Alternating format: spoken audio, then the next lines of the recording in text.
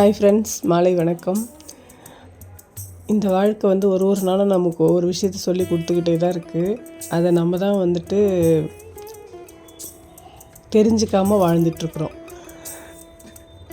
இந்த கோலம் சொல்லும் கதை அப்படிங்கிறத பற்றி யோசிச்சிங்க அப்படின்னாக்கா, இந்த கோலம் போடும்போது எனக்கு ஒரு மெமரபிளான ஒரு விஷயமாக தான் இருந்துச்சு.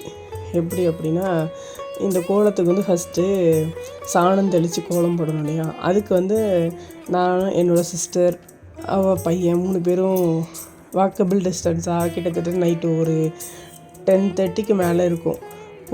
நடந்து போய் ரொம்ப வருஷம் ஆச்சு. லேட் நைட்டில் அப்படிலாம் வெளில போயிட்டு சாணி எடுத்துகிட்டு, அப்புறம் அந்த துப்புரவு தொழிலாளர்கள் கொஞ்சம் பேர் இருந்தாங்க.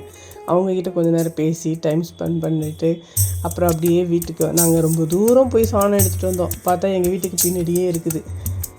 நமக்கு பக்கத்தில் இருக்கிற விஷயம் தெரியாது, தூரமாக இருக்கிறது இல்லைங்கிற ஒரு விஷயத்த தான் நம்ம தேடி தேடி போவோம். அப்படிங்கிற மாதிரி அது ஒரு ரியலைஸ் ஆச்சு.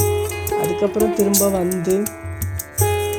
சாணி தெளிச்சது, கோலம் போட்டது எல்லாமே பார்த்திங்கன்னா ஒரு ஃபேமிலியாக நின்று பண்ண ஒரு ஃபீல் அது. இன்னொரு விஷயம் நம்ம என்ன கொடுக்குறோமோ அதுதான் கிடைக்கும் அப்படின்னு சொல்லுவாங்க. என்னோடய லைஃப்பில் அப்படி கிடையாது. நான் எல்லாருக்குமே எல்லா நல்லதும் பார்த்து தான் இருக்கேன். ஃபுல் அண்ட் ஃபுல் ஃபேமிலி அப்படிங்கிறதுல ரொம்ப கிட்டத்தட்ட ஒரு 15 வருஷமாக அப்படியே உள்ளேயே போட்டு நம்மளை தம் பண்ணியாச்சு.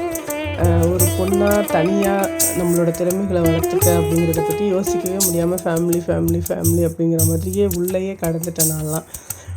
ஆனால் நம்ம கூட இருந்தவங்க நம்ம காமிப்பாங்கள்ல, நீ என்னை இப்படி தப்பாக புரிஞ்சிட்ருக்குற, நான் இது இல்லை இதுதான், எத்தனை வருஷம் கூட இருந்தாலும் நான் இதுதான் நான் அப்படிங்கிறத நமக்கு சொல்லுவாங்க இல்லையா? அந்த மாதிரி சுச்சுவேஷன்ஸ் வரும்போது தான் நம்ம எந்த அளவுக்கு அவங்கள புரிஞ்சிக்காமல் இத்தனை வருஷமாக வாழ்ந்துருக்கோம் அப்படிங்கிறது எனக்கு புரிஞ்சுது. கொஞ்சம் ஸ்ட்ரகிள் பண்ணி வர கஷ்டமாக தான் இருந்துச்சு. ஆனால் இன்றைக்கி எதுவுமே என்னை பாதிக்காத அளவுக்கு அந்த அனுபவங்கள் என்னை மாற்றி இருக்குது. அதுதான் நேற்று அந்த வாய்ஸ் லாகில் நான் சொல்லியிருப்பேன். நம்மளை கஷ்டப்படுத்துறதுக்கு அவங்க யார், நம்ம தான் அதை பற்றி டிசைட் பண்ணணும் அப்படின்ட்டு. அந்த மாதிரி இப்போ